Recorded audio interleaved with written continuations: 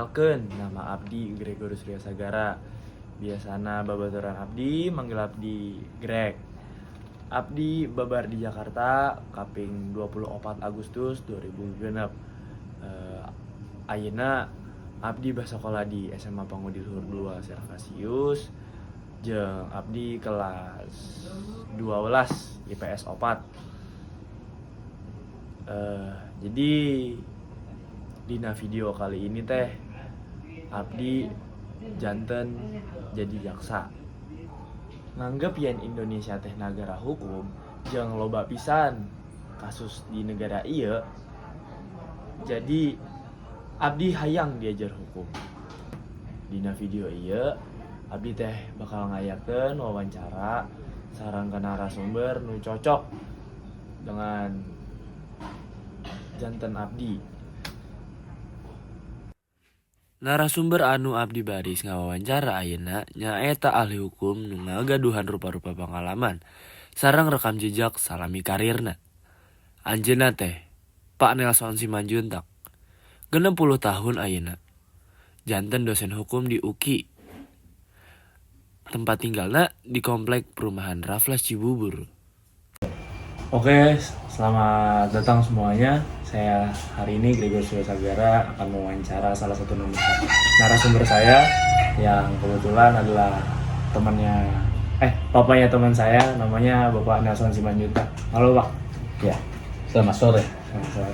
Jadi karena saya mau ngambil jurusan hukum, jadi saya akan menanyakan sedikit kepada beliau tentang seputar untuk masuk hukum tuh seperti apa. Nah, untuk pertanyaan pertama ada hal yang menarik yang sudah saya jelaskan di video sebelumnya, yaitu bagaimana karir beliau yang memulai di sarjana pertanian dahulu sebelum ke hukum dan politik. Oke, bisa tolong dijelaskan Pak, bagaimana itu kok bisa ada dorongan apa?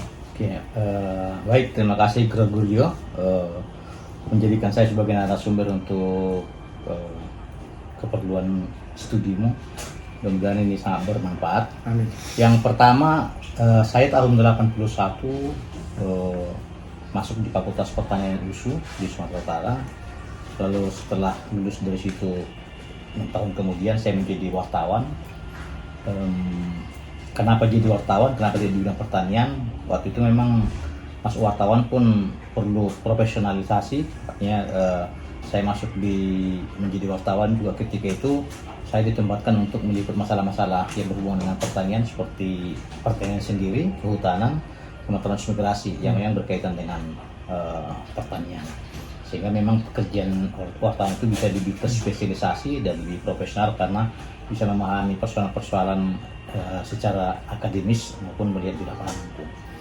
Lalu karir saya di wartawan saya tidak bertahan. Pertama karena wartawan Indonesia ini dari segi ekonomi tidak terlalu menguntungkan, ya, sehingga lalu kemudian saya bergeser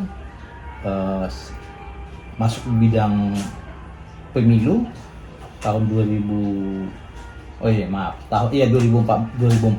saya diajak teman untuk ikut membantu dia dalam pengawasan pemilu.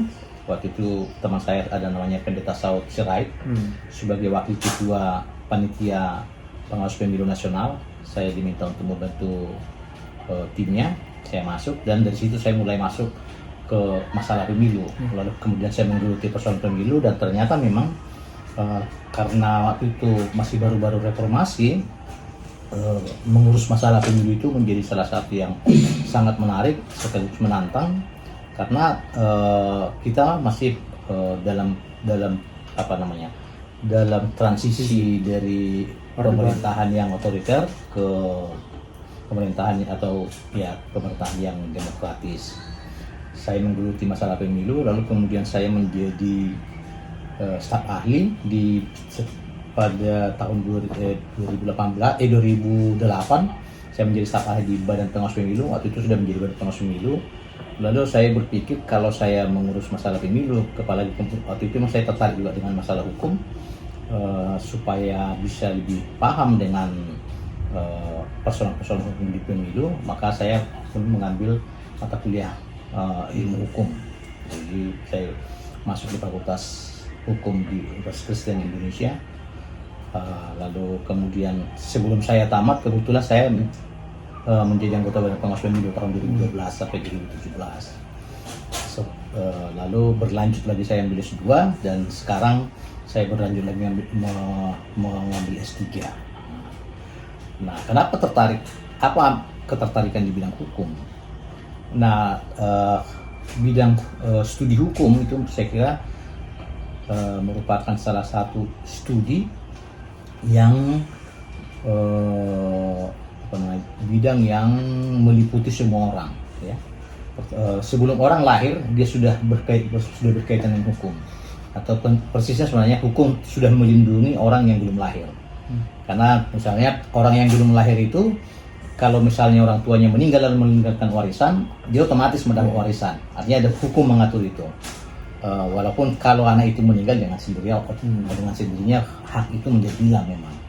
Nah, sampai orang mati pun dia berurusan dengan hukum. Misalnya dia buat warisan itu sah sebagai hukum, misalnya membuat wasiat misalnya, kan itu. Nanti baru itu menjadi suatu akibat hukum kalau dia sudah meninggal. Jadi ketika dia meninggal itu menjadi akibat hukum. Wasiat itu. Jadi wasiat itu menjadi bisa dilaksanakan ketika yang memberikan wasiat itu sudah meninggal. Kalau dia belum meninggal itu belum bisa dilaksanakan. Nah, jadi sebelum orang lahir pun masih di kandungan sampai nanti mati itu selalu berurusan dengan hukum. Nah, jadi hukum itu meliputi semua orang, semua hal, ya. Itu ketertarikan saya di bidang hukum. Oke, jawabannya sangat mantap sekali ya pemirsa dari Bapak Nelson ini. Oke, lanjut Pak. Untuk pertanyaan kedua, bagi siswa-siswa seperti saya yang ingin masuk ke perkuliahan jurusan hukum, kenapa kita harus tetap ada mahasiswa di jurusan hukum, dan bagaimana kita mengatasi mitos bahwa, bukan mitos sih, gosip bahwa jangan masuk hukum, udah terlalu banyak, nanti kamu mau jadi apa gitu. Kalau melihat kenyataan perkembangan teknologi sekarang, sebetulnya mungkin ya, bukan kalau saya di bidang hukum, salah satu ilmu yang akan terus terpakai bahkan atau orang yang menggeluti masalah hukum, barangkali itu yang akan survive. Jadi kalau kita lihat perkembangan teknologi sekarang kan banyak kegiatan manusia yang kemudian digantikan oleh teknologi. Tapi hukum tidak akan mungkin digantikan teknologi. Bahkan teknologi itu sendiri, penggunaan teknologi dalam masyarakat itu harus diatur oleh hukum supaya tidak terjadi penyimpangan, pelanggaran hak-hak orang, gitu ya. Karena kan pada dasarnya hukum adalah dibuat untuk kepentingan bersama supaya tidak ada pelanggaran hak. Jadi melindungi hak sebetulnya. Pertama-tama hukum itu adalah untuk melindungi hak setiap orang. Sehingga karena manusia ini kan cenderung untuk mendahulukan kepentingannya. Ketika dia agak kuat, manusia ini cenderung untuk mengambil hak orang lain.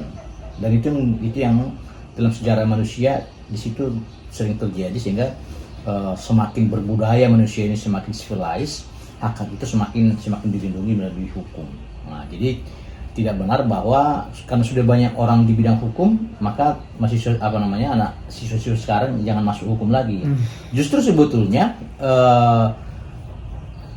siswa-siswa yang saat ini yang lebih melek teknologi dibandingkan dengan kami yang sudah agak berusia seperti ini, kecuali yang memang bidang teknologi informasi, justru dia akan menjadi sangat aware, sangat peduli terhadap persoalan-persoalan hukum di bidang teknologi. Jadi jangan ragu-ragu dengan itu.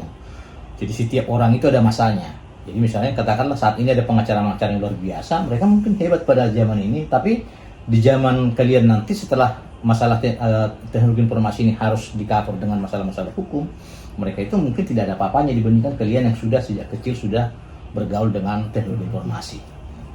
Yang justru itu yang harus diatur oleh hukum di masa depan ini.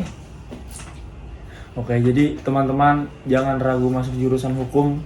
Ya mungkin kita bisa menjadi calon pengacara kondang yang siap tuh, semangat kalian. Oke, jadi untuk pertanyaan ketiga tadi kita udah mendengar dari Bapak Nelson Simanjuntak bahwa beliau ini juga salah satu dosen di UKI mengajar hukum. Nah, pertanyaan ketiga adalah apa saran Om sebagai dosen untuk mahasiswa-mahasiswa yang baru ingin masuk ke jurusan hukum? Bagaimana kita survive di sana, bagaimana kita belajar di sana tuh, cara-caranya tuh bagaimana supaya kita benar-benar tuh bisa memahami esensi. Yang pertama, sebagai orang yang mau menjadi sarjana hukum, mau sedang belajar hukum, harus rajin melihat persoalan-persoalan yang ada dalam masyarakat. Itu yang pertama. Yang kedua, tentu harus membaca buku-buku teks tentang hukum, membaca berita-berita yang berkaitan dengan hukum. Jadi sebenarnya yang berkaitan dengan hukum itu sebenarnya sederhana. Kalau terjadi pelanggaran hak orang lain oleh orang lain, itu persoalan hukum, ya.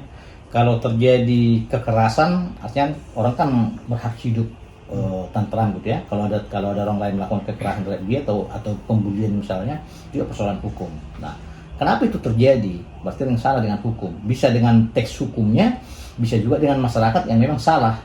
Artinya katakanlah misalnya Jakarta sekarang ini, ya, kan seringkali orang melanggar aturan lalu lintas, padahal sudah ada aturannya. Orang sembarang mengambil jalan, padahal sudah juga aturannya. Ya. Orang melawan arus, padahal disebutkan berjalan di Jakarta ini, di Indonesia ini berlaku harus di sebelah kiri, tapi kadang orang berjalan di sebelah kanan kan. Nah, apa yang salah? Itu bukan sekedar aturan yang salah, aturan sudah benar, tapi orangnya yang salah. Kenapa seperti itu? Jadi kenapa seperti itu? Jadi kalau dalam sosiologi hukum itu ada dikenal namanya istilah sistem hukum yang unsur-unsurnya ada tiga. Yang pertama adalah isi hukum itu sendiri seperti undang-undang, ya. Lalu kemudian struktur hukumnya, itu penegak hukumnya. Lalu yang terakhir itu adalah budaya hukum, bagaimana masyarakat berhukum. Kalau misalnya orang mencuri motor misalnya, apakah dia dilaporkan oleh masyarakat yang mengetahui itu atau digebukin dulu? Itu soal budaya hukum, ya. Dan kenapa orang menggebuki itu dulu? Sebenarnya karena orang tidak percaya dengan polisi, tidak percaya dengan penegakan hukum. Itu juga persoalan, ya, juga persoalan kita. Nah, jadi bagi mahasiswa yang masuk ke bidang hukum, sebelum masuk pikiran dulu apakah memang dia mempunyai keinginan untuk membuat masyarakat ini tertib, tentram, dan berbahagia. Itu tujuan hukum, ya, dan adil, ya. Itu tujuan hukum. Lalu kemudian ketika sudah menjadi mahasiswa, dan saya selalu sarankan, kalau seorang sarjana hukum yang baik, paling tidak kalau dia menjadi pengacara, dia tentu akan mendampingi klien di pengadilan. Dia akan membuat opini hukum. Kalau membuat opini hukum berarti harus pintar menulis, harus bisa memahami bagaimana mengungkapkan pikiran dalam buku tertulis, ya. Lalu kemudian kalau jadi pengacara, suara harus lantang, harus tegas, harus pintar bertanya dengan cara yang singkat. Nah, sebenarnya itu bisa dipelajari langsung pada saat kuliah. Dosen memberikan tugas untuk membuat katakanlah paper-paper atau makalah, itu juga sudah membantu bagaimana cara mahasiswa untuk berpikir, mengutarakan konsep pikirannya dalam bentuk tertulis. Nah, kemudian dalam proses tanya jawab diskusi di kelas, itu juga menjadi tempat belajar bagi mahasiswa untuk bagaimana cara bertanya yang baik, mengungkapkan pikiran secara lisan yang baik, termasuk intonasi suara, retorika, ya di situ sebenarnya bisa dipelajari. Nah, yang penting harus rajin, dan yang tadi itu memang setiap pekerjaan itu akan melakukan pekerjaan dengan baik kalau motivasinya itu kuat. Jadi menurut saya motivasi seorang menjadi sarjana hukum yang baik haruslah motivasi yang baik. Meskipun karena banyak motivasi, ada orang menjadi sarjana hukum supaya dia menjadi pengacara hebat, dia punya uang yang banyak. Apakah itu tujuannya? Saya kira tidak itu. Sebab kalau Anda menjadi pengacara yang hebat, tapi tujuannya adalah mencari uang yang sebanyak-banyaknya, Anda akan terjebak hanya membela yang bayar, bukan membela yang benar. Nah, itu. Dan banyak yang seperti itu sarjana hukum. Jadi hati-hati. Bersihkan dulu motivasi kita supaya bisa menjadi seorang sarjana hukum yang baik, yang benar-benar mau mewujudkan keadilan dalam tengah-tengah masyarakat, supaya masyarakat ini tertib, tentram, dan berbahagia. Nah, itu tujuan yang paling utama. Kalau mau belajar hukum, bukan cari uang sebanyak-banyaknya, ya.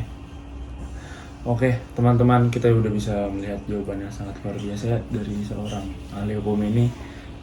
Kata-kata yang bisa dikutip yaitu Yang pertama rajin, yang kedua bersihkan motivasi dalam diri sebelum masuk ke jurusan hukum. Mungkin teman-teman yang nggak mau masuk jurusan hukum nggak itu juga, tapi itu adalah buah yang bisa dipetik bagi kalian untuk melakukan atau memilih sesuatu bagi masa depan kalian.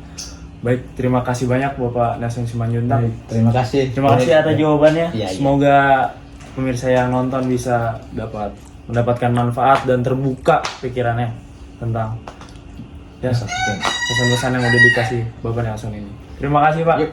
Sehat-sehat. Ya. Ya. Oke.